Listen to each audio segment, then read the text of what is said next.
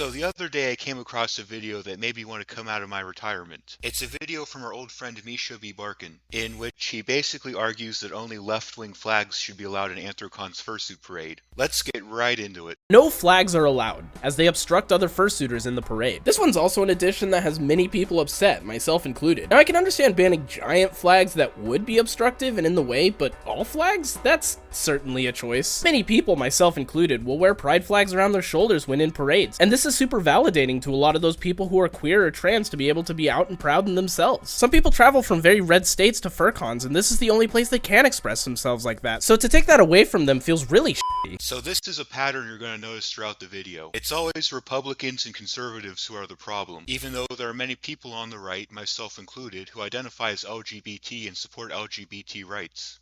I don't remember flags being an obstruction to other suitors like they claim, but I'd like to hear from someone who's done the parade more than I have. Have the flags ever been an issue of obstruction before? Lastly, there's the obvious follow-up of, well, if we allow flags, then people will fly hateful flags. Let's take a look at these two flags here that Misha considers to be examples of, quote, hateful flags. The first flag on the left is a Donald Trump flag. Now, I'll be the first to admit that I'm not a huge fan of Donald Trump. I disagree with a lot of his policies.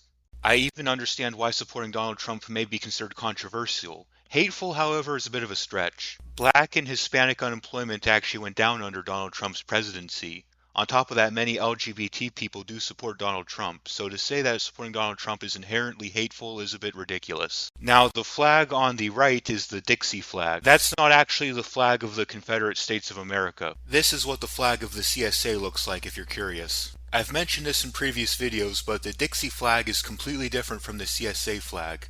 The Dixie flag simply represents Southern culture and values. It's not inherently racist or hateful. You can ban those. You can ban hateful rhetoric without banning the pride flags along with it. It's really easy not to play both sides, I promise. It's not as easy as you think, Misha. Who gets to decide what counts as hateful rhetoric? Now, if somebody has a flag with a swastika on it, for example, then yes, that's overtly a hateful symbol. That's one thing, but let's say someone has a flag that presents a message that's merely controversial in nature, or a flag that simply presents a message someone disagrees with. Because there's plenty of people out there who would automatically consider any opinion they disagree with to be hateful rhetoric. I've seen firsthand how people in this fandom can overreact to certain political messages that they disagree with.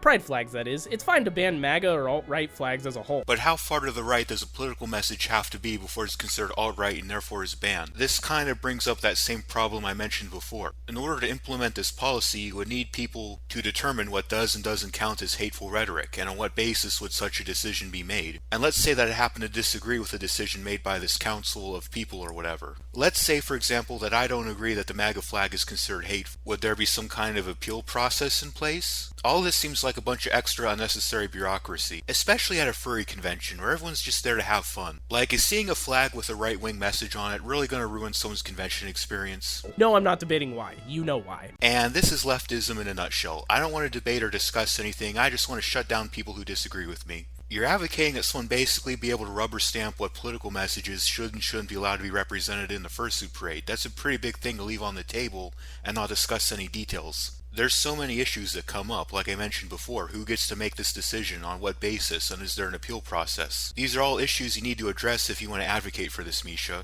As always, this has been Philosophossum making stupidity play dead. Everyone take care.